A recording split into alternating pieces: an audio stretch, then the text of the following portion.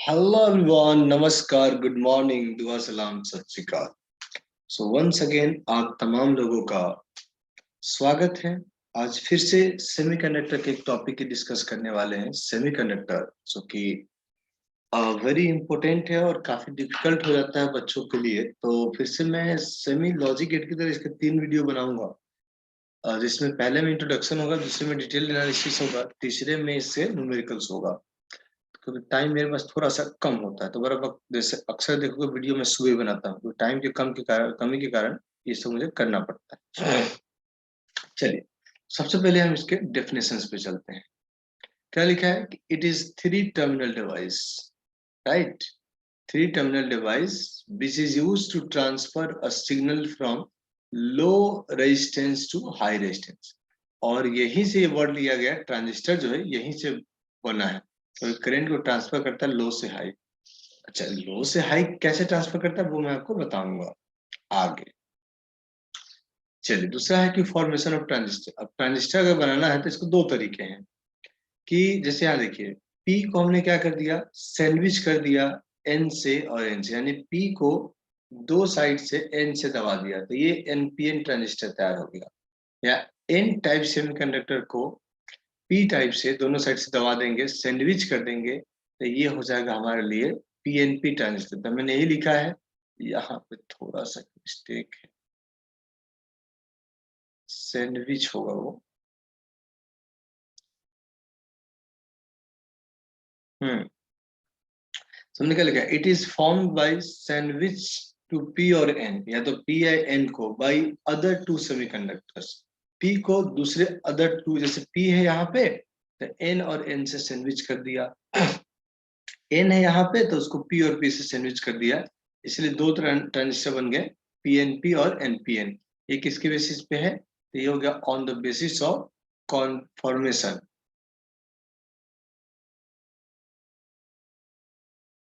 On the basis of formation या construction, तो ये हो गया हमारा पीएनपी और एनपीएन ट्रांजिस्टर। ठीक है, अभी ये सबको गोली मारिए, बाद में समझाऊंगा। फिर आता है electrical transform transistor, electrical symbol of transistor. तो देखिए, किसी भी सर्किट में अगर ट्रांजिस्टर को आप इतना से रिप्रेजेंट करें तो टाइम लगेगा। हालांकि ये एक बार समझ लीजिए होता क्या है, ए एन पी एन है, एन में मेजोरिटी में क्या होता है, इलेक्ट्रॉन्स, तो मैंने वही इलेक्ट्रॉन्स दिखा रखे हैं। इधर भी इलेक्ट्रॉन्स है, बेस में पी है, पी के बजाय इसको होल। आगे पढ़ेंगे कि इसको इमीटर, इसको बेस, इसको कलेक्टर बोलते हैं। फिर यहाँ से देखिए, पी के पास होल है, इधर भी होल है, यहाँ पे इलेक्ट्रॉन है। हाँ, ट्रांजिस्टर को सर्किट में कैसे रिप्रेजेंट करते हैं, तो इस तरीके से रिप्रेजेंट करते हैं, इस तरीके से सर्किट में रिप्रेजेंट करते हैं। अब इसके पार्ट्स को मैं पहले पार्ट्स पढ़ा देता हूँ, फिर ऊपर आगे समझाता हूँ कैसे वर्क करता है। देखिए, इसके 3 पार्ट्स हैं, कौन कौन से पढ़ लीजिए, emitter, base and collector. Emitter E से रिप्रेजेंट करेंगे। क्या लिखा है कि it is the left most part of transistor, it is the left most part, ये ट्रांजिस्टर का लेफ्ट मोस्ट पार्ट है, मतलब लेफ्ट मोस्ट पार्ट, यानी कि ये हमारे लिए एमीटर है, ये हमारे लिए एमीटर है, इसलिए हमने इसको ई से रिप्रेजेंट किया है। ठीक है।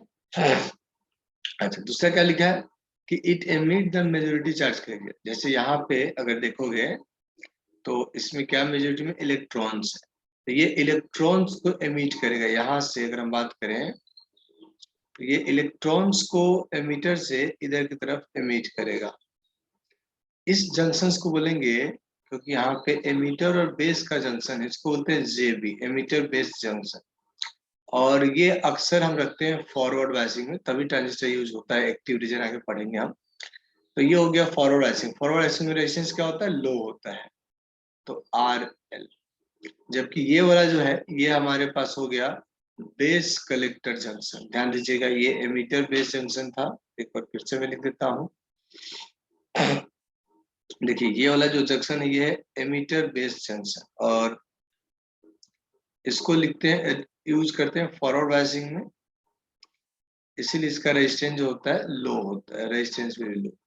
ये जो है ये होता है base collector junction, base collector junction. और ये रिवर्स बायसिंग में होता है, इसलिए इसका रेजिस्टेंस क्या होता है, वेरी हाई होता है। इसीलिए कहते हैं कि करंट को कहां से कहां ट्रांसफर करने के लिए यूज किया जाता है, या किसी भी सिग्नल को लो रेजिस्टेंस से हाई रेजिस्टेंस, इसीलिए इस वर्ड का नाम यूज किया गया ट्रांजिस्टर। दूसरा वर्ड, इसको बीजीटी भी बोलते हैं। बीजीटी मतलब bipolar transistor, bipolar junction transistor, क्योंकि इसमें दो पोलर है, दो जंक्शन है, इसलिए इसको बोलते हैं बीजीटी, बाइपोलर जंक्शन ट्रांजिस्टर। अब चाहे तो इस पॉइंट को यहां लिख सकते हैं, बाइपोलर जंक्शन ट्रांजिस्टर। ठीक है, बहुत बढ़िया। अब थोड़ा सा और आगे बढ़ते हैं। उसी दूसरा कहानी हमारे पास देखिए क्या है।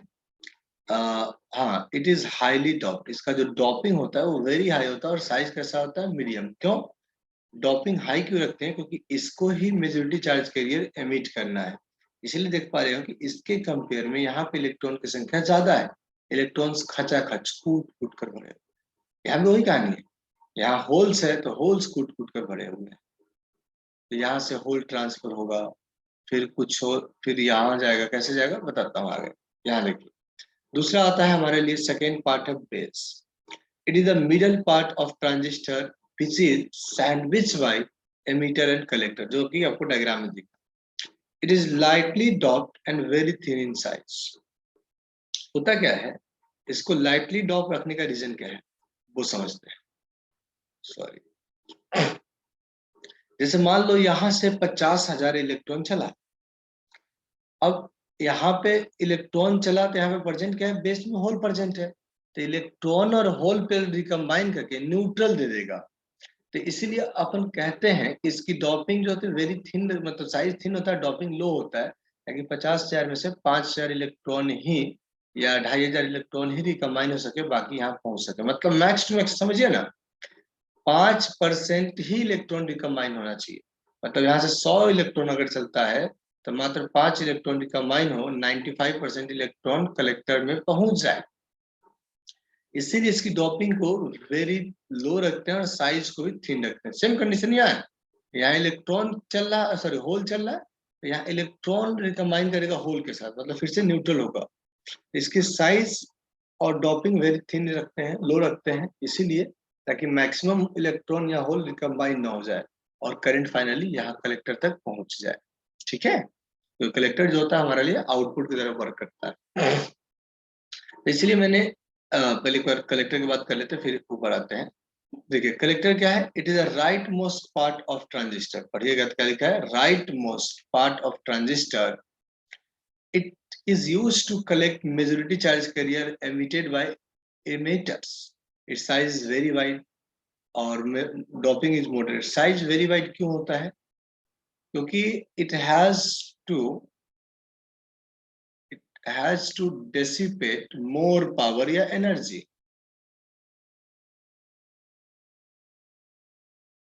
More power या यूं ही कह लीजिए, it has collect maximum majority charge. हालांकि यहाँ लिख दिया कि it has to collect majority charge carrier. देखिए एमीटर क्या काम है, यहाँ जी एमीटर का काम है मेजोरिटी चार्ज कैरियर को एमिट करना। जैसे यहाँ पे एमीटर है तो मेजोरिटी चार्ज कैरियर यानी कि होल को एमिट करेगा, यहाँ पे एमीटर है तो मेजोरिटी चार्ज कैरियर यानी कि इलेक्ट्रॉन को एमिट करेगा। तो हमने बोला कि 5% मैक्सिमम यहाँ पे रिकम्बाइन हो सकता है, कहाँ पे, बेस में। 5% होल मैक्सिमम रिकम्बाइन हो सकता है कहाँ पे, बेस पे। तो 95% को पहुंचना कहाँ है, कलेक्टर के पास।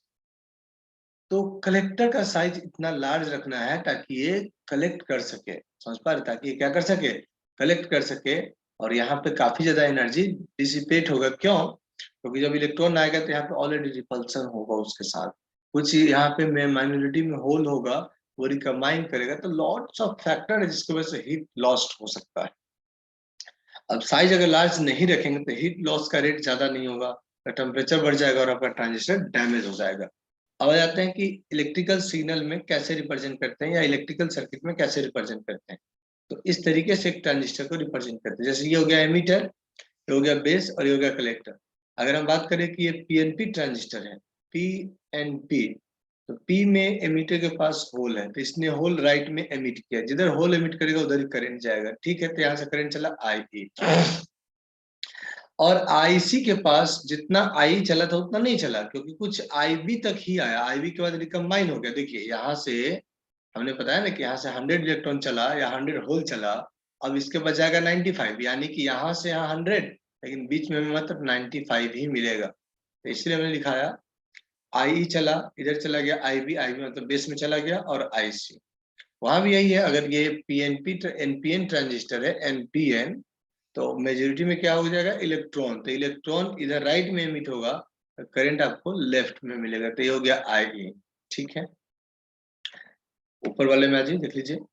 यहाँ पे जैसे यहाँ से इलेक्ट्रॉन जाएगा राइट में, तो हमारे पास टाइम नहीं है, मतलब वो स्पेस नहीं है, तो मैं बता देता हूँ।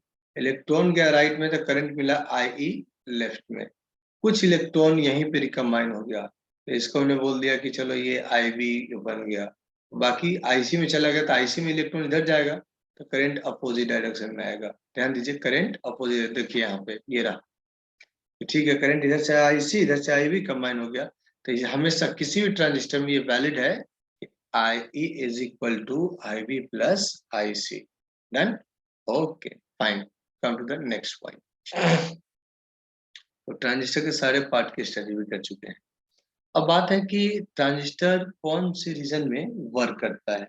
तो हमने एक सेपरेट सेक्शन बना दिया, वर्किंग ऑफ ट्रांजिस्टर। देखिए, अब ये है emitter based junction, this is emitter based junction.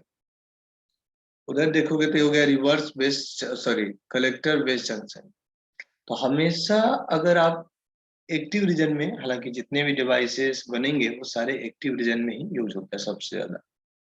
Active region में एमिटर बेस को फॉरवर्ड में, कलेक्टर बेस को रिवर्स भेजेंगे, और इनवर्स एक्टिव में एमिटर बेस को रिवर्स में, कलेक्टर बेस को फॉरवर्ड में। ये आपको थोड़ा सा याद रख लेना होगा, 2-4 पेज पे लिख लेंगे तो आपको याद हो जाएगा। कट ऑफ रीजन में दोनों रिवर्स में होता है, और फॉर सैचुरेशन रीजन में दोनों फॉरवर्ड बैचिंग में। बस इतना ध्यान रखें। हम बात करेंगे वर्किंग मोड ऑफ ट्रांजिस्टर। तो सबसे पहले आपको समझना होगा कि ट्रांजिस्टर के पास 3 टर्मिनल्स होते हैं। समझिए, ट्रांजिस्टर के पास 3 टर्मिनल्स होते हैं, लेकिन हमें इनपुट और आउटपुट देने के लिए एटलीस्ट 4 टर्मिनल चाहिए। तो हम क्या करते हैं, किसी एक को कॉमन कर देते हैं, किसी एक को कॉमन कर देते हैं। जैसे यहाँ पे बेस को कॉमन करेंगे तो क्या लगेगा, कॉमन बेस ट्रांजिस्टर। तो बेस को हमने कॉमन कर दिया, बेस को कॉमन कर दिया, तो ये जंक्शन जो बनेगा, कौन सा जंक्शन बन जाएगा, यहाँ पे अगर मैं दूसरे पेन से दिखाऊं ताकि आपको दिखे अच्छे से। देखिए, ये जो जंक्शन बनेगा, ये कौन सा बन जाएगा, तो ये बन जाएगा emitter base junction. Emitter base junction को किस में रखना है, फॉरवर्ड बायसिंग। तो ये एमीटर है, और ट्रांजिस्टर कौन सा, पी एन पी। इसलिए हमने रखा इसको पॉजिटिव से, इसको निगेटिव, पॉजिटिव निगेटिव। और ये बेस कॉमन हो गया, तो कॉमन को इस तरीके से रिप्रेजेंट कर दिया। अब आते हैं दूसरा वाला जो है, ये है बेस कलेक्टर जंक्शन। तो बेस कलेक्टर जंक्शन रिवर्स में होता है, तो इसलिए पी को क्या ध्यान दीजिए, हमने किससे कनेक्ट कर दिया, निगेटिव से। और बाकी करंट का ये तो आप समझ ही रहे हैं, दूसरे पेज पर। फिर उसी तरह आप और भी मोड ले सकते हैं, समझ पा रहे हैं। जैसे हमने कॉमन बेस लिया है, आप कॉमन एमीटर ले सकते हैं, आप कॉमन कलेक्टर ले सकते हैं। मतलब दूसरा हो जाएगा सीई मोड, सीई मोड। तीसरा हो जाएगा सीसी मोड, सी मोड में देखो तो ऐसा हो जाएगा।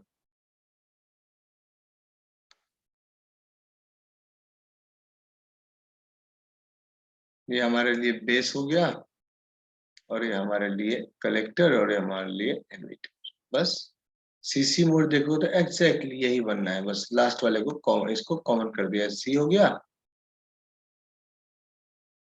ये हमारे लिए बेस हो गया, और ये हमारे लिए, सॉरी, ये हमारे लिए हो गया ई, और ये हमारे लिए हो गया बेस। बस इतना ध्यान रखना। हालांकि सबसे ज्यादा जो हम यूज करते हैं ट्रांजिस्टर, वो यूज करते हैं, जैसे आगे पढ़ोगे एज ए डिवाइस, तो वो सबसे ज्यादा रहता है कॉमन एमीटर। क्यों होता है उसका रीजन भी आपको बताया जाएगा। फिलहाल आते हैं, बात करेंगे कैरेक्टरिस्टिक्स ऑफ ट्रांजिस्टर। तो मैंने जैसे आपको बताया कि सबसे ज्यादा जो हम यूज करते हैं, वो यूज करते हैं कॉमन एमीटर और एनपीएन। ऐसा नहीं कि पीएनपी नहीं पढ़ सकते, बस एनपीएन की स्टडी हमारे सिलेबस में डिटेल में दिया है, मैं इसकी चर्चा कर लेता हूँ। पीएनपी होगा तो बस पोलैरिटी को रिवर्स कर देना, जैसे यहाँ पीएनपी होता तो ये प्लस हो जाता, माइनस हो जाता, ये प्लस हो जाता, ये माइनस हो जाता, ये प्लस हो जाता। चलिए, the C mode NPN transistor की बात करते हैं। तो सबसे पहले ट्रांजिस्टर हो गया, सी मोड है, तो सी मतलब ई को कॉमन कर दिया, बचा क्या, बेस। और एनपीएन है तो ये हो जाएगा एन, बेस हो जाएगा पी, और सी हो जाएगा एन। ठीक है। अब एनपीएन में या कोई भी ट्रांजिस्टर हो, हम जब भी यूज करते हैं एक्टिव स्टेट यूज करते हैं। तो एक्टिव स्टेट में हमने पढ़ा है कि emitter base junction forward biasing में होगा, यानी पी को पॉजिटिव से कनेक्ट कर दीजिए और इसको ई को निगेटिव से। लेकिन जो राइट साइड वाला है, यानी कि ये जैसे देख रहे हैं, ये वाला जंक्शन कौन सा जंक्शन है ये, तो एमीटर बेस जंक्शन, यानी कि आउटपुट वाला जो है ये हमेशा रिवर्स बायसिंग में होगा। ये हमेशा किसमें होगा, रिवर्स बायसिंग में। तो एन को किससे कनेक्ट कर देना है, पॉजिटिव से, तो ये हो गया रिवर्स बायसिंग। अच्छा, ट्रांजिस्टर फॉरवर्ड में हो या रिवर्स में कुछ ना कुछ रेजिस्टेंस ऑफर करता है, तो इस रेजिस्टेंस को हमने इनपुट रेजिस्टेंस बोल दिया और इस रेजिस्टेंस को हमने आउटपुट बोल दिया। तो ये देखिए वी वी जो आपने अप्लाई किया, इसको वी वी क्यों नाम दिया, क्योंकि एक डीसी सोर्स है और ये इस साइड की जो इनपुट सर्किट है इसको फॉरवर्ड बायसिंग में मेंटेन करने की रिस्पॉन्सिबिलिटी है। तो वी इसलिए बोला कि वी यहाँ से यहाँ का पोटेंशियल होगा। फिर उसके तरफ वीसीसी जो है ये भी डीसी सोर्स है और इसका काम है कि आउटपुट को रिवर्स बायसिंग में मेंटेन करके रखना। समझ पा रहे हैं। अच्छा, अब यहाँ से यहाँ हमने क्या कर दिया, वोल्ट मीटर लगा दिया। तो ये वोल्ट मीटर जो रीडिंग देगा इसको हमने बोला इनपुट वोल्टेज। या सिंपली समझ लीजिए कि यहाँ से यहाँ का जो वोल्टेज होगा इसको इनपुट वोल्टेज बोलते हैं। फिर यहाँ पे वोल्ट मीटर लगा दिया, इसकी जो वोल्टेज इसको बोलते हैं आउटपुट वोल्टेज। अच्छा, अब फर्स्ट सर्किट में फर्स्ट लूप यहाँ मैंने नाम दिया है फर्स्ट सेकेंड। फर्स्ट लूप में केवीएल लगा हुआ, तो देखो यहाँ पहले मिलेगा फैक्ट्री, फैक्ट्री में कहाँ से कहा जा रहा है, निगेटिव से पॉजिटिव, तो हमने ले लेना है प्लस वी। करंट के सेम डायरेक्शन में आप जा रहे हो, पीएनपी ट्रांजिस्टर है तो पीएनपी है तो ऐसा जाएगा इधर से आई बी, तो करंट के सेम डायरेक्शन में, तो minus I B R I. फिर यहाँ से आप यहाँ जाएंगे तो ये है बी और ये आपका ई, इसलिए भी बी ई यानी प्लस होगा क्योंकि करंट हायर से लोअर जाता है, प्लस होगा तो ये माइनस हो जाएगा, इसलिए भी बी ई हो जाएगा। यहाँ पे समझिएगा इस चीज को। तो ये हो गया minus B B equal to zero, तो बी बी इजकल टू आ गया भी B B minus I B R है।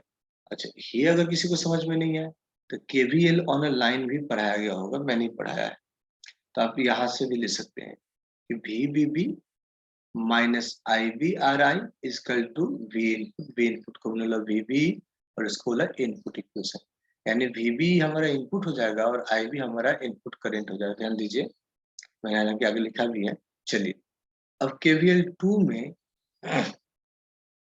अब केवीएल 2 में लूप 2 में केवीएल लगाइए, फिर से वही कहानी, यहाँ से चलेंगे तो वीसीसी करंट इसी डायरेक्शन में minus I C R naught equal to V naught, और वी नोट को बोलेंगे वीसीई। यहाँ से देखिए हो गया ये VCE equal to VCC minus I C R naught, ये हो गया आउटपुट। अब यहाँ पे ये एक्चुअली प्रैक्टिकल है, क्लास 12th में अगर आप हैं तो डेफिनेटली आप अपने लैब में जाएंगे तो वहाँ पे एक डिवाइस बना बनाया आता है एनपीएन ट्रांजिस्टर, और उसका जब स्टडी करते हैं बड़ा इंटरेस्टिंग होता है, बड़ा ही मजा आता है। सबसे पहले तो उसको कनेक्ट करने में एक अलग इंटरेस्टिंग दिखता है, मतलब कई सारे बच्चे नहीं कर पाते हैं, उसको कनेक्ट करने में मजा आता है। दूसरा, जब कनेक्ट कर लोगे तो उसके जब रेगुलेटर्स को घुमाओगे तब और ही ज्यादा मजा आता है, इसलिए बोलता हूँ कि प्रैक्टिकल है ये। तो देखिए, graph between IV and VB is called input characteristics, क्योंकि मैंने थोड़ी पहले बोला कि VBE जो है वो हमारा इनपुट है जबकि IB हमारा क्या है, आउटपुट है बच्चों। तो हमने क्या बोला कि graph between IB and VBE is called input characteristics at constant VCE, मतलब आपको IB और VBE की स्टडी करना है लेकिन VCE को कांस्टेंट रखना है। तो देखिए, अब IB जो आपका इनपुट कैरेक्टरिस्टिक्स है वो किसमें, फॉरवर्ड बायसिंग में। तो फॉरवर्ड बायसिंग का आपको IV कैरेक्टरिस्टिक्स याद है, ऐसा आता था, ऐसा। क्योंकि हमने जिसको बोला था नी पोटेंशियल, कि भाई एक पर्टिकुलर पोटेंशियल बैरियर, जैसे सिलिकॉन वगैरह हम बात करें तो वो आता था 0.7, कि 0.7 वोल्टेज से ज्यादा अप्लाई करो तभी करंट मिलेगा, उससे कम नहीं मिलेगा। तो एग्जैक्टली यहाँ भी है कि 0.2 तक करंट हमें शुरू में नहीं मिलेगा, जब पोटेंशियल आउटपुट कितना होगा 8 वोल्ट होगा। फिर 0.3 पे पोटेंशियल 10 वोल्ट होगा। तो ये कैरेक्टरिस्टिक देखिए, ग्राफ तो ऑलरेडी आपको याद ही है कि ऐसा ही ग्राफ होता है फॉरवर्ड बायसिंग का, तो ये हो गया। बस ये डेटा याद कर लीजिएगा कि अगर ये 8 वोल्ट VC है, ये 0.2 होगा। ये VC 10 वोल्ट है तो 0.3, ये VC 12 वोल्ट है तो 0.4। तो यानी कि जैसे जैसे VC को बढ़ाते जा रहे हो, ये जो बैरियर पोटेंशियल है क्या हो रहा है, बढ़ता जा रहा है। क्लियर कहानी? तो ये हो गया हमारे पास इनपुट कैरेक्टरिस्टिक। अब बात करते हैं आउटपुट कैरेक्टरिस्टिक। तो क्या लिखा है, graph between IC and VC at constant base current, यानी कि constant IV is called output characteristic. तो IC हो गया इधर। अच्छा, IC जो होता है वो थोड़ा ज्यादा होता है as compare to base current, तो ये मिली में होता है, जबकि बेस करंट माइक्रो में होता है। अगर मैंने लिखा है तो ठीक है, हाँ। तो बेस करंट माइक्रो एम्पियर में होता है, जबकि ये output current IC milliampere में होता है। तो इसका ग्राफ इस तरीके से बनता है, इसका ग्राफ इस तरीके से बनता है। जैसे जैसे आप बेस करंट बढ़ाते जाओगे, IC करंट भी बढ़ता चला जाता है, समझिएगा। हाँ, IC करंट भी बढ़ता चला जाता है, लेकिन उसके बाद एक एक टाइम के शुरू में बढ़ता है और फिक्स हो जाता है, क्योंकि चार्ज कैरियर तो जैसे ये रहा, चार्ज कैरियर क्या है, फिक्स है। जैसे मान लिया जाए कि हमने एमीटर से 5000 इलेक्ट्रॉन भेजा, बेस में 1000 यहाँ चला गया, तो वहां क्या पहुंचा, 4000 पहुंचा। ठीक है। अब हमने यहां से, क्योंकि हम VCE को क्या करेंगे, चेंज करेंगे। तो VCE को चेंज जब करोगे तो VCE जो होगा वो इधर की तरफ वोल्टेज को बढ़ाएगा, मतलब ये जो आउटपुट है उसकी रिवर्स बायसिंग को बढ़ाएगा। रिवर्स बायसिंग में ये निगेटिव हो चुका है, तो देखिए ना आगे। जैसे कौन सा ट्रांजिस्टर था अपना, देखिए ये NPN ट्रांजिस्टर था, ये पॉजिटिव है, जबकि यहाँ से एमीटर से निकलेगा क्या, इलेक्ट्रॉन। तो ये इलेक्ट्रॉन को खींचने लगेगा अपने तरफ, और जैसे जैसे VC बढ़ता है वैसे वैसे इलेक्ट्रॉन्स को वो अपने तरफ खींचने लगता है, यानी कि IC करंट बढ़ने लगता है। लेकिन कि कब होगा ये, तो तब होगा जब सारा का सारा इलेक्ट्रॉन्स अगर IC में पहुंचने लगेगा, मैक्सिमम इलेक्ट्रॉन्स IC में पहुंचने लगेगा, उसका VC अगर बढ़ा भी दोगे तो कोई फर्क नहीं पड़ेगा। इसलिए एक लिमिट के बाद ये क्या हो गया है, सेचुरेट हो गया, ये सेचुरेट हो गया है। अब आते हैं कि ट्रांजिस्टर का IV कर्व देख लो, यहाँ देख लो, यहाँ देख लो। ये ग्राफ बिटवीन I और V ये स्ट्रेट लाइन नहीं है। इसका मतलब ये क्या है, नॉन ओमिक कंडक्टर है। तो नॉन ओमिक कंडक्टर के लिए बच्चे हमने लिखा कि this is a non ohmic conductor device so that we can not find static resistance but we can find dynamic resistance. तो इनपुट रेजिस्टेंस डायनेमिक जो होता है RI या डेल्टा RI भी लिख सकते हो, ये होता है डेल्टा VE बाई IV होता है। तो वही है input current by, sorry, input voltage by input current. लेकिन ये एक इंस्टेंट पे नहीं फाइंड कर सकते, क्योंकि हमेशा चेंज होते रहता है। इसलिए आपको दो पॉइंट्स के बीच में फाइंड करना पड़ेगा, change in input voltage by change in input current, keeping constant voltage output voltage constant. फिर उसी तरीके से output resistance is equal to change in output voltage by change in input volt current, keeping, sorry, change in output voltage by change in output current by keeping constant input current।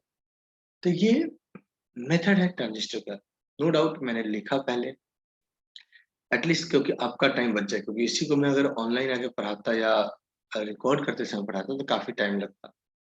तो मैंने कोशिश किया है कि आपका at least time बचाया जा सके। तो एक बार इसको देखिएगा, अगर अच्छा लगे तो लाइक कीजिएगा, सब्सक्राइब कीजिएगा, शेयर कीजिएगा, और वेट कीजिएगा कि इसका अगला वीडियो कल आ जाएगा, मतलब पूरा थियरी खत्म हो जाएगा इसका। परसों इसके न्यूमेरिकल्स भी मैं करा दूंगा। तो आप इन तीनों देख लीजिएगा, तो आपका यहाँ से हिसाब मतलब कंप्लीट हो जाएगा, उसमें कोई दिक्कत नहीं आएगी आपको। सो चलिए फिलहाल आज के लिए इतना ही। Thank you to all of you, thank you.